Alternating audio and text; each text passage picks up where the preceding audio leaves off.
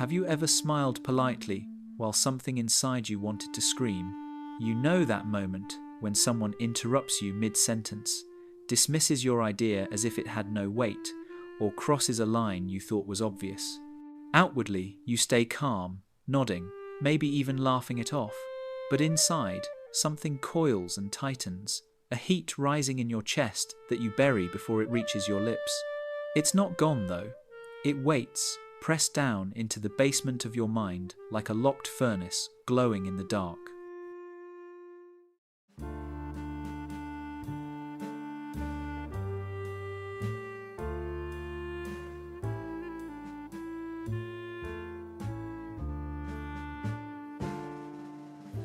Perhaps it started years ago, when your parents told you to stop being dramatic, or when a teacher scolded you for talking back instead of hearing your frustration.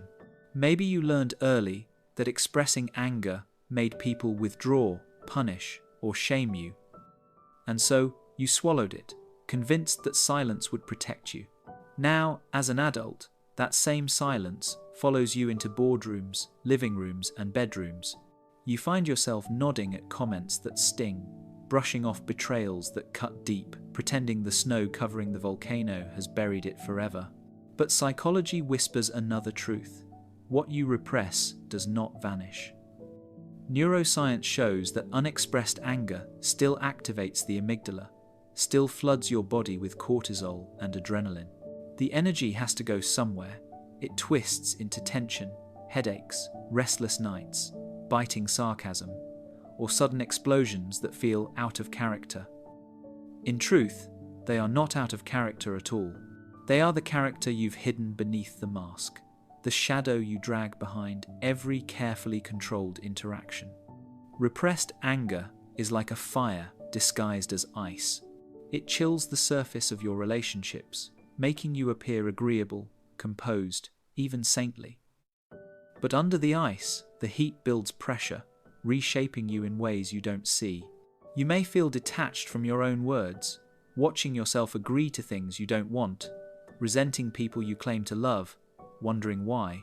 You feel so invisible. The paradox is cruel. The very act of repressing anger to keep peace often erodes peace the fastest. And yet, you keep pretending because you fear the alternative. You fear that if you let the furnace door open even slightly, the flames would consume everything: your reputation, your relationships, the fragile identity you've built around being the calm one. So you push it down again, unaware that the silence you choose is shaping you more than any outburst ever could.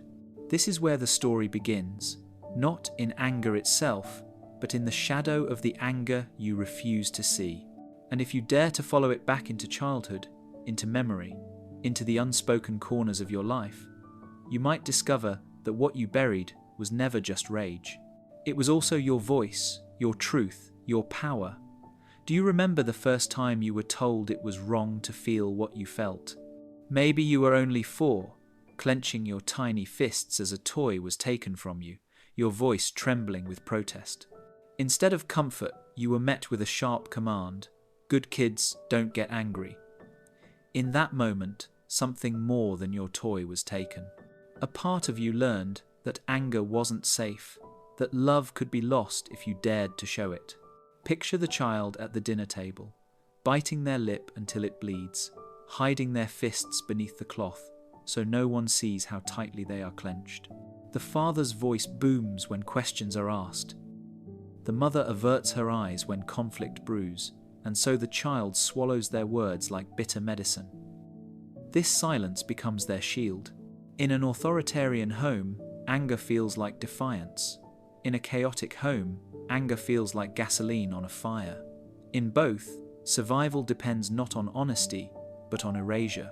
Attachment theory reminds us that a child does not simply crave food or shelter. They crave attunement. They long to be seen in their joy and in their rage. When a parent rejects one side of that spectrum, the child learns to amputate parts of themselves to preserve the bond. Neuroscience shows us that, in such moments, the developing brain wires survival over authenticity. The amygdala burns hot, But the child quickly recruits the prefrontal cortex to suppress, to shut down, to disappear, and in doing so, they build a habit that outlives childhood. But repression does not come without cost. The forbidden emotion seeps into the body like water into wood, warping what it touches. The child becomes quiet, agreeable, easy. Teachers call them well-behaved. Parents describe them as angelic. Yet beneath the praise lies a loneliness so profound it feels like exile from the self. They are loved, but not as who they truly are. The lesson echoes louder with each silenced cry. To be loved, I must be silent. To survive, I must erase myself. This is how anger becomes a shadow, trailing behind the child as they grow, a ghost emotion they are never allowed to name. And though the child believes they have buried it forever, the truth is more haunting. Nothing buried in the psyche stays buried. It waits, coiled and patient, shaping their sense of worth, distorting their relationships, preparing to reveal itself in ways the child cannot yet imagine. And so, the seed of repression is planted. What began as a silenced tantrum becomes the blueprint for a life lived behind a mask that will one day smile through betrayal, agree through resentment, and carry the weight of a truth too dangerous to voice. But every mask eventually cracks, and it is in adulthood that the hidden fire finally demands to be seen. Have you noticed how easy it is to convince yourself that you are simply easygoing? You tell people you don't mind, that it's fine, that you're happy to bend so others can stand tall. And on the surface, it looks true. You are the agreeable colleague who never says no, the dependable friend who rarely complains, the partner who avoids arguments and keeps the ember, peace. People praise you for your calmness, for your patience, for being so good. But inside, another story is being written, one you rarely admit, even to yourself. It is the story of a mask, a smile stretched across your face while your jaw tightens, a mirror with cracks, reflecting a version of you that hides the heat beneath the glass. You tell yourself you don't want drama, but the truth is darker. You are terrified of what might happen if you take the mask off. What if they leave? What if they turn cold? What if the fury that once burned in childhood finally erupts and proves everyone right that you are too much, too dangerous, too unlovable? So you play your role. At work, you nod while assignments pile up on your desk, promising yourself you'll rest later. In love, you say, it's okay when your boundaries are crossed, swallowing the sting until it festers into distance. Among friends, you stay quiet when a joke cuts too deep, laughing along even as you feel something inside you curl away. Outwardly, you are calm. Inwardly, you are boiling. The dissonance is sharp, and your body feels it tight shoulders, restless nights, a quiet exhaustion from always performing balance while carrying fire. Psychologists call this the split self, when the public mask and the private shadow no longer recognize each other. Neuroscience shows that the brain pays a high price for repression.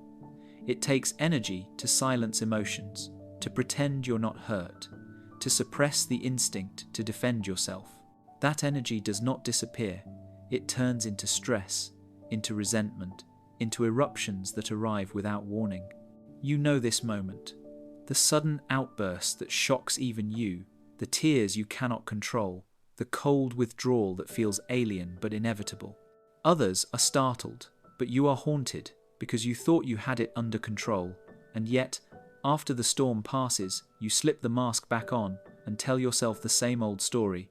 I'm fine. I don't want drama. I'm just easygoing. But beneath those words, the shadow waits. Because anger never truly dies, it hides, it shapeshifts, it whispers from the cracks in the mirror. And sooner or later, the reflection you've constructed will fracture, revealing the face you've been afraid to show. The question is not whether the mask will crack, but what will emerge from beneath it, and whether you will finally dare to meet the shadow you've spent your whole life avoiding. Have you ever wondered why your body aches, even when nothing is physically wrong?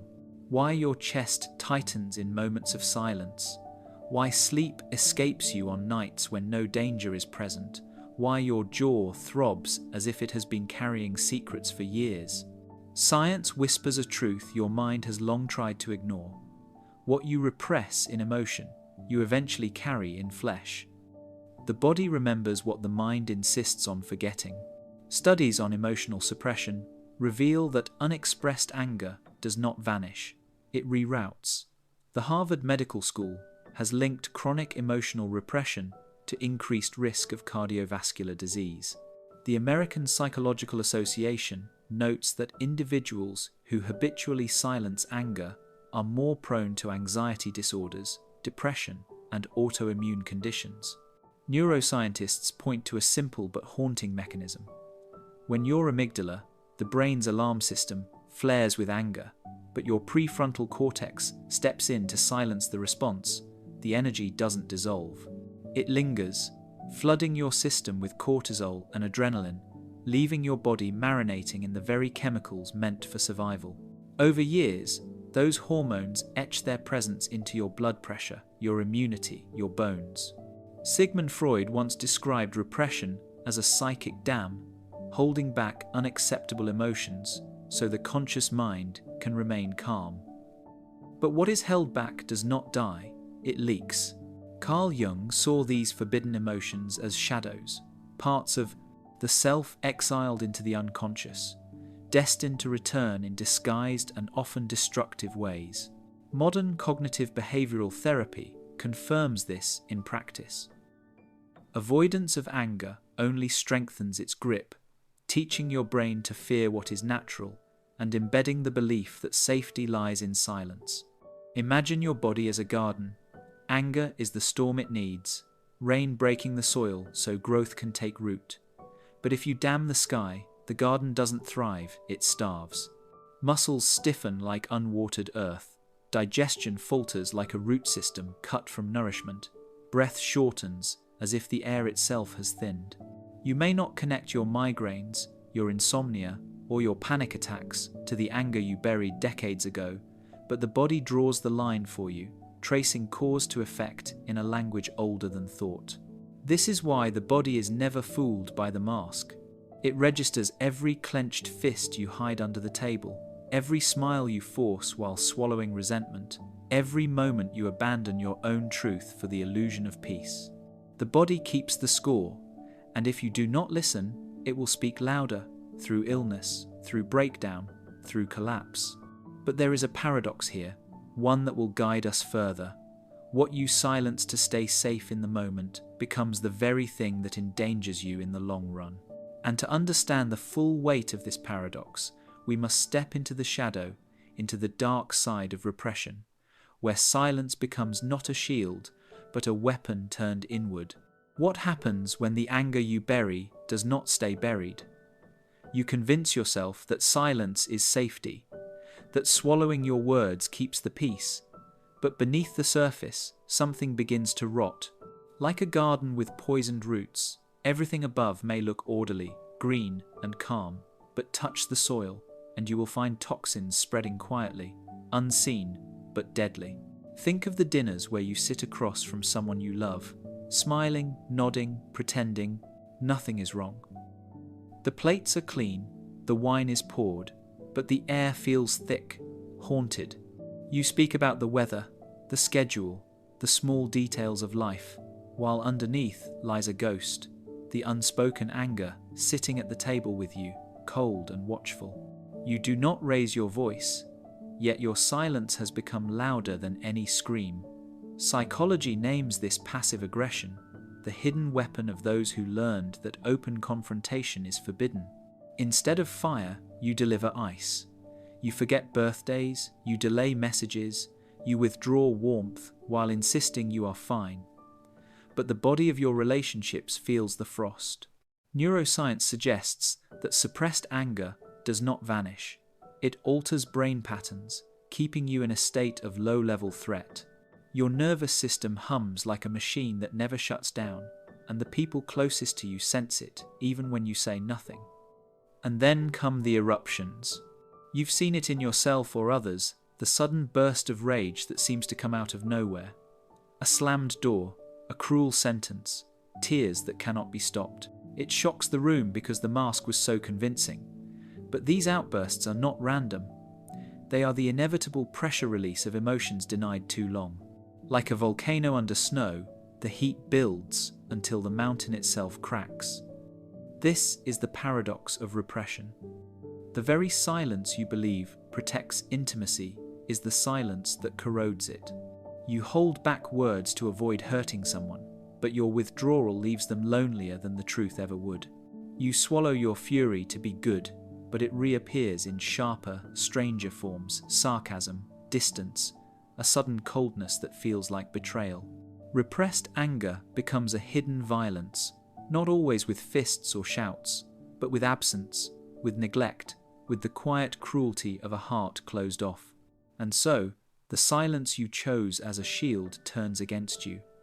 What began as self-protection becomes self-sabotage.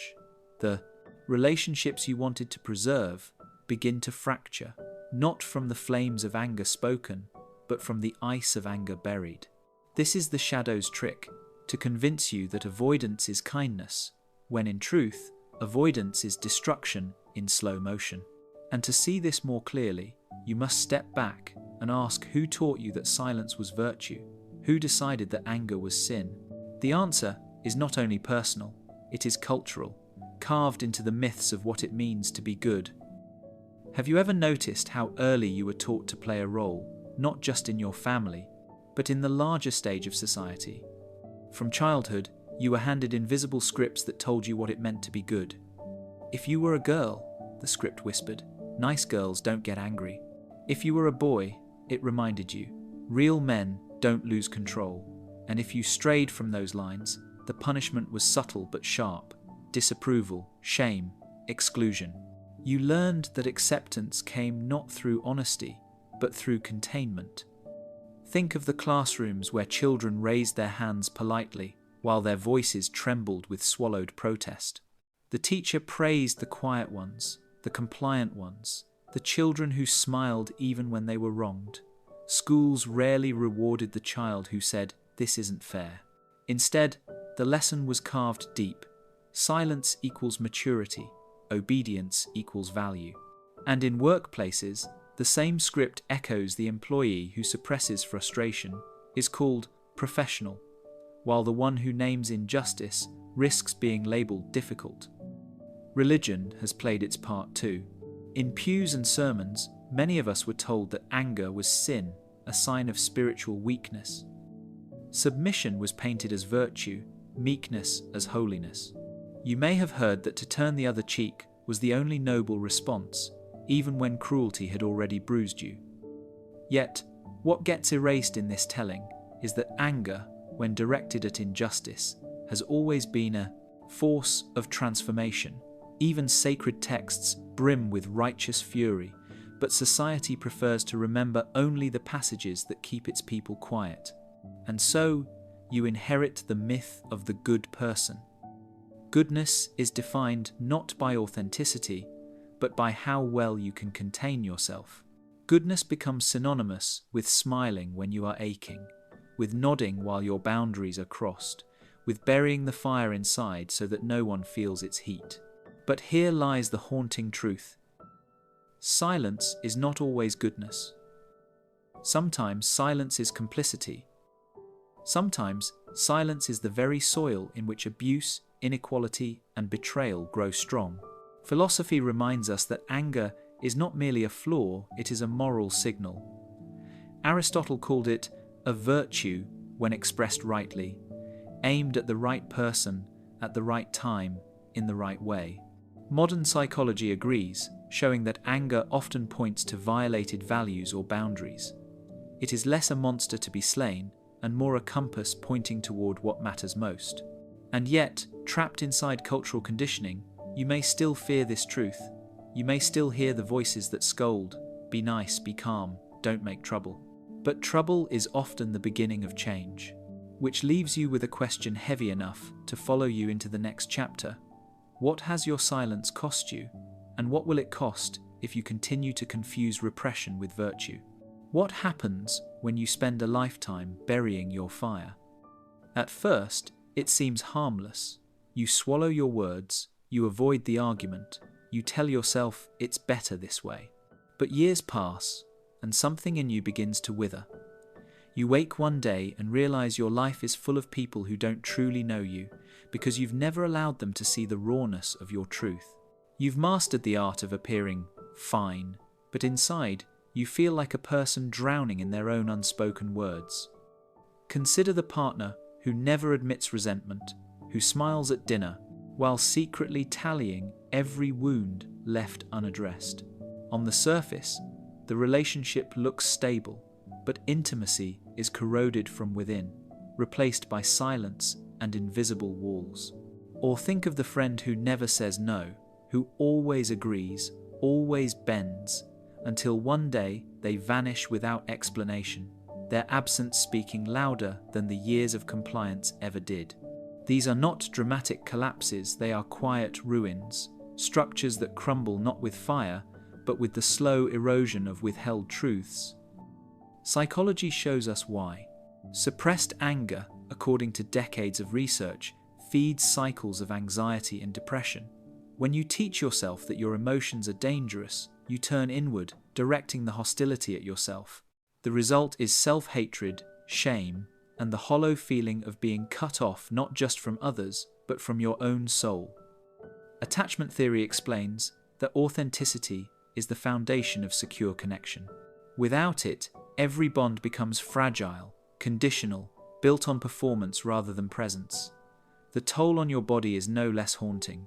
Neuroscience tells us that chronic emotional suppression keeps the nervous system in a low-grade state of threat, a hum of cortisol and adrenaline that never quiets. You wake restless, your chest heavy, your stomach knotted. Doctors may call it stress, but you know it as something deeper, the weight of words never spoken, the ache of a truth never allowed to live. Loneliness becomes the defining feature of this life. Not the loneliness of being physically alone, but the more devastating kind, being surrounded by people, yet never seen. You smile, you nod, you perform the role of the dependable one, the agreeable one, the calm one.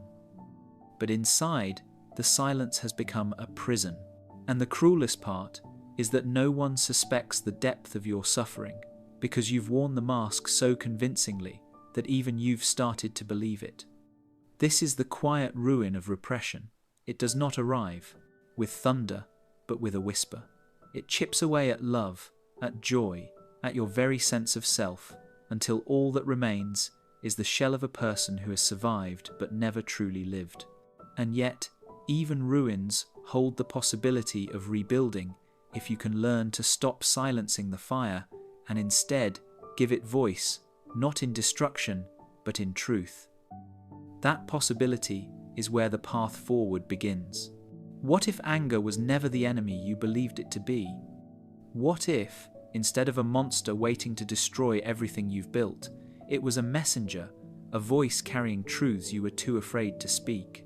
The fire inside you was never meant to consume you. It was meant to illuminate the places where your boundaries were crossed, where your dignity was ignored, where your soul was asking to be seen. Healing begins the moment you stop treating anger as danger and begin treating it as information. Picture yourself sitting with a journal late at night, pen trembling in your hand. For once, you do not censor, you do not edit, you let the raw words spill ugly, sharp, honest. Each line you write is like opening a locked window, letting stale air escape so that you can finally breathe. Or imagine a small act of defiance in your daily life, saying no to an extra task at work, telling a friend you feel hurt instead of swallowing the sting. These gestures may seem small, but in reality, they are tectonic shifts. They are you teaching your nervous system that honesty does not end the world. Psychologists call this assertiveness training, a practice of reclaiming your right to speak without apology. Attachment theory suggests that secure bonds are built not on silence, but on authenticity, and every time you give your fire a voice, you invite true intimacy back into your life. Neuroscience reminds us that naming emotions calms the amygdala, To say, "I am angry," is to move the storm from the body into words, from chaos into clarity. But healing is not only external, it is also the inner work of shadow integration, of meeting the parts of yourself you once buried. When you sit in mindfulness and notice the tightness in your chest, the heat in your throat, you are not failing, you are listening. You are learning to hold the fire without fear, to let it teach you where your boundaries lie. Slowly, the fire shifts from curse to compass, pointing you not toward destruction, but toward dignity. Yes, it takes courage. Courage to risk being misunderstood, to risk being called difficult, to risk losing the approval of those who only loved your silence. But every act of honesty, every boundary drawn, every truth spoken, rebuilds the ground beneath your feet. You stop drowning in unspoken words and begin to breathe in the air of your own authenticity. This is the quiet revolution of healing, not rage unchained, but fire transformed. You are no longer its prisoner, but its keeper.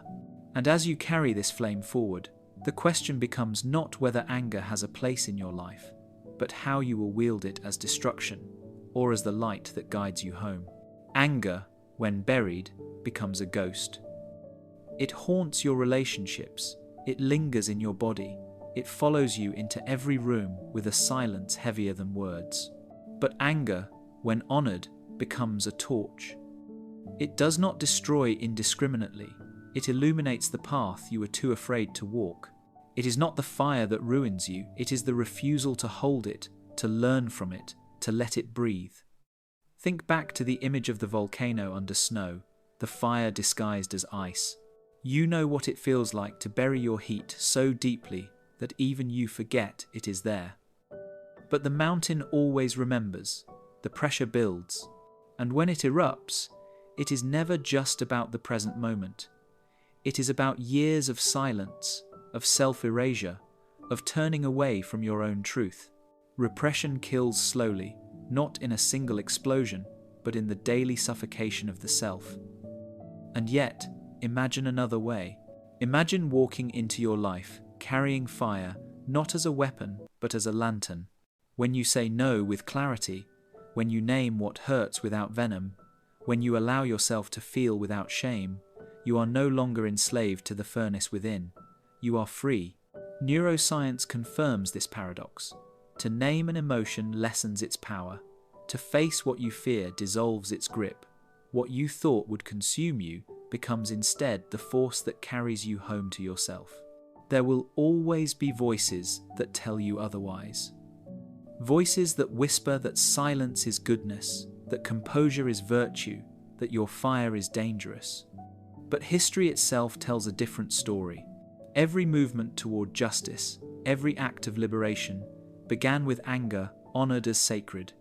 Anger at injustice, at betrayal, at the erasure of dignity not expressed in chaos, but in clarity. So you must decide, will you continue to live as a haunted house, quiet but broken from within?